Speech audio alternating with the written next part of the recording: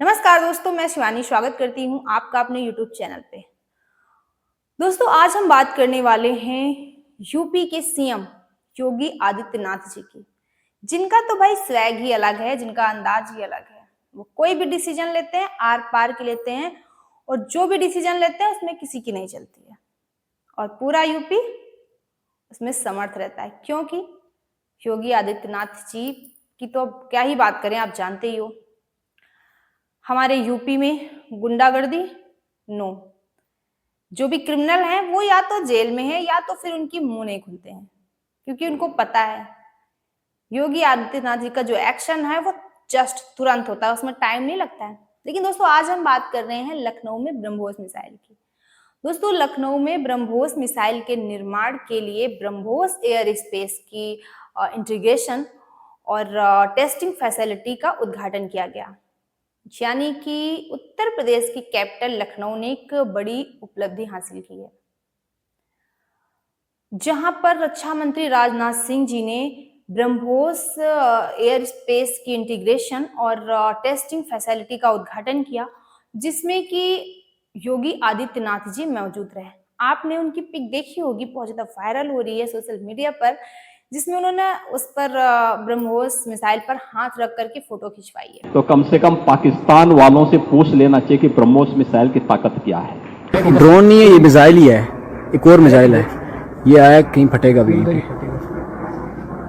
ओह, पिंडी में मिसाइल मार रही है तो या अल्लाह खैर। मैन्युफैक्चरिंग फैसिलिटी का इफ्तिताह जो लखनऊ में है फैसिलिटी, उसका इफ्तिताह जो है वो खुसूसी तौर पर योगी आदित्यनाथ जो है उनसे करवाया। पाकिस्तान के एयरबेस जिस तरीके से तबाह किए ब्रह्मोस मिसाइल ने, दुनिया को पता लग गया कि ये मिसाइल कितनी ताकत और क्षमता रखती है। एक तस्वीर बनवाना, मिसाइल के ऊपर ये अकेले हाथ रखकर खड़े हैं, ये ब्रांडिंग कर रहा है, हिंदुस्तान पैगाम दे रहा है। कंट्रीज ये देख रहे हैं कि किसके पास क्या ताकत है और कौन किस तरह इस्तेमाल किया जा रहा है। सवाल उठाया जा रहा है कि चाइनीज वेपन्स जो पाकिस्तान को दिए हैं, चाइना के वेपन्स, ये कैसे हैं और क्या कर रहे हैं। लेकिन हिंदुस्तान और सिरसा के तमाम वो लोग उसे कंधों में उठा करके उसके साथ खेलते हुए नजर आए। थॉमस उनका एक ऐसा मिसाइल है, उर्फे आम में आप बम कह लें, क्योंकि वो खुद भी बम है और फिर वो एटॉमिक जो वॉरहेड्स हैं उनको भी लेके डिलीवर कर सकता है।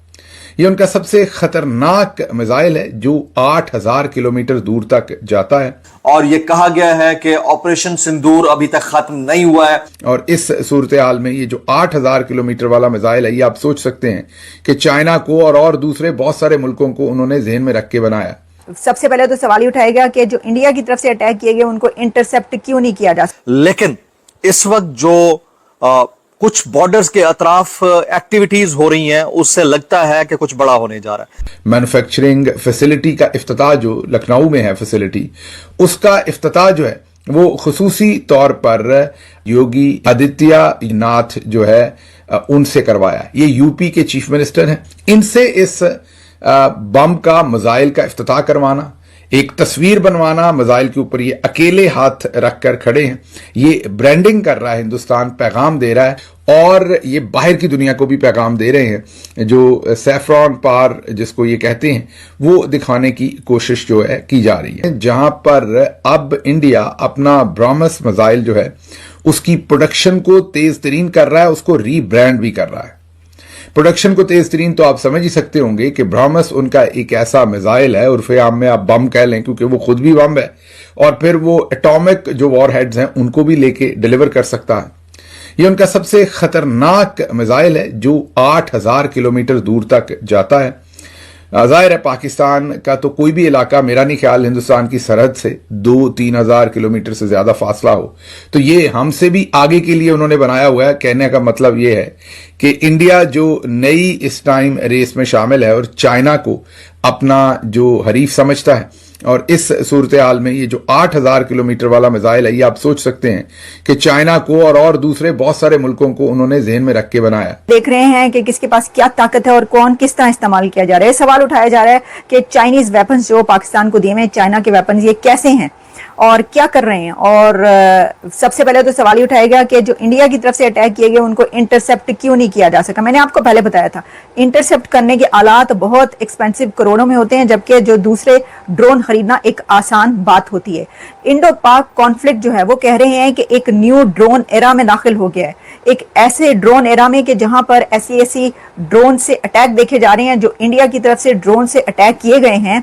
और पूरे पाकिस्तान में आपने देखा कहां कहां जा जाकर ड्रोन और मिसाइल गिर रहे हैं। अब तो खैर 2 दिन हो गए इसको होते हुए। वो कह रहे हैं कि ये एक नया हमें दौर नजर आ रहा है जिसमें ऐसी फाइट हो रही है। वर्ल्ड वॉर 2 के बाद कहा जा रहा है कि इस तरह की फाइट देखने को मिल रही है। ये वैसे अच्छी बात है कि उसको आप मजे ले रहे हैं दोनों को लड़ते हुए देखकर। मतलब दुनिया को तो आगे आके कहना चाहिए भाई रुक जाओ, बहुत हो गया, ये जंग नहीं हो सकती। वो कहते हैं ना ये शादी नहीं हो सकती, ये जंग नहीं हो सकती, रुकवाना चाहिए। अच्छा, इंडिया टर्की के बारे में ये कह रहा है कि टर्की वो कंट्री है कि जहां पर जब जलजला आया था, भूकंप, अर्थक्वेक आया था, तो वहां पर सबसे पहले जिसकी तरफ से एड पहुंची थी वो इंडिया था। और टर्की वो कंट्री है कि जिसने इंडिया के खिलाफ पाकिस्तान का साथ दिया। ठीक है, इंडिया की तरफ से ये वाला स्टैंड अपनी जगह पर है, सही है। लेकिन जो टर्की है वो तो आपको पता है मुस्लिम उम्मा का जो है वो सरदार बनना चाहता है, और पाकिस्तान एक मुस्लिम उम्मा, टर्की और पाकिस्तान तो आपको पता है भाई भाई। तो टर्की जो है उसने साथ दिया है पाकिस्तान का, और इसमें टर्की की तरफ से वेपन्स भी दिए गए हैं। और हाँ, ये भी मैं बता दूं, कराची के पास टेलीग्राफ ये बता रहा है कि कराची के पास, कराची पोर्ट के पास इंडिया का बहरी बेड़ा पहुंच चुका है। इंडिया का बहरी बेड़ा कराची पोर्ट के पास मौजूद है। और ये भी खबरें आई थी कि वहां पर निशाना भी बनाया गया कराची पोर्ट को, या कराची में तो हुआ है ना हमले, वो तो पता है हमें। तो ये एक तरफ से नहीं, ये चारों तरफ से हमले हो रहे हैं। इसलिए मैंने कहा कि ये जंग इतनी जल्दी रुक जाएगी, नो, मुझे ऐसा नहीं लगता। मैं आपको अपने 2-3 दिन पहले वाले प्रोग्राम्स में भी कह चुकी हूं कि ये जंग आगे आगे आगे चलेगी। कोई कह रहा था कि जी ये कोई कॉन्फ्रेंस हो रही है कि जो कि न्यूक्लियर मीटिंग बुलाई है प्राइम मिनिस्टर शहबाज शरीफ ने। आप मुझे ये बताएं कि न्यूक्लियर का आप नाम ही क्यों ले रहे हैं? न्यूक्लियर चला सकते हैं आप? एक IMF के बीच जो कंट्री है वो न्यूक्लियर चला सकता है? नो वे, दुनिया उसको न्यूक्लियर चलाने देगी? एटमी हथियार, ये सिर्फ धमकी तक महदूद है, ऐसा नहीं हो सकता। अच्छा, एक और मैं आपको बात बताऊं, इसका मतलब है कि जो फाइनेंशियल रूट है पाकिस्तान का उसको भी ब्लॉक किया जा रहा है। तो इससे आप अंदाजा कर सकते हैं कि आप कहां पर जाके खड़े होंगे कि ना तो लोग पूरी दुनिया के आपके साथ खड़े हैं, कंट्रीज जो है सिर्फ 2 हैं, बाकी सब दूसरी तरफ 2 कंट्रीज, एक तरफ पाकिस्तान के साथ बाकी पूरी दुनिया की कंट्री। अभी तक तो बुलडोजर बाबा जाने जाते थे, अब ब्रह्मोस मिसाइल पर हाथ रख दिया योगी जी ने।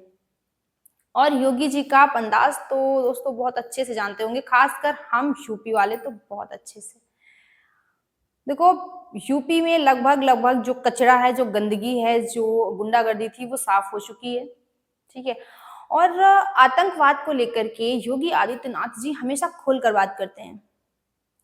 उन्होंने कहा कि ब्रह्मोस मिसाइल की ताकत का अंदाजा आप सिंदूर ऑपरेशन सिंदूर में लगा चुके हैं। अगर नहीं लगा पाए, नहीं पता है, तो पाकिस्तान से पूछो, वो इसे बहुत अच्छे से जानते हैं, क्योंकि जो पाकिस्तान में तबाही मचाई वो ब्रह्मोस मिसाइल ने, उनको ताकत का अच्छे से पता है। और साथ ही उन्होंने ये भी कहा कि जो आतंकवाद है वो कुत्ते की पूंछ है जो कभी सीधी नहीं हो सकती है। अगर उसे हमें जड़ से खत्म करना है, उसे कुचलना है, तो हमारे जो PM हैं यानी कि मोदी जी, उनके नेतृत्व में एकजुट होना है। और वैसे भी हमें सरकार के साथ और अपनी सेना पे भरोसा करना चाहिए दोस्तों। हमें पूरा भरोसा है अपनी सरकार पर भी और अपनी सेना पर भी। और साथ ही जो आतंकवाद की उन्होंने बात की कि आतंकवाद को उन्हीं की भाषा में जवाब देना है। तो दोस्तों, आपको क्या लगता है और आपका क्या कहना है आदित्यनाथ योगी जी को लेकर के, हमें कमेंट बॉक्स में जरूर शेयर करना, क्योंकि आपके कमेंट से मोटिवेशन मिलता है और जो कुछ कमियां हो जाती हैं वीडियो में वो भी पता चलती है। मिलते हैं किसी अच्छे से टॉपिक के साथ, तब तक के लिए जय हिंद, जय भारत।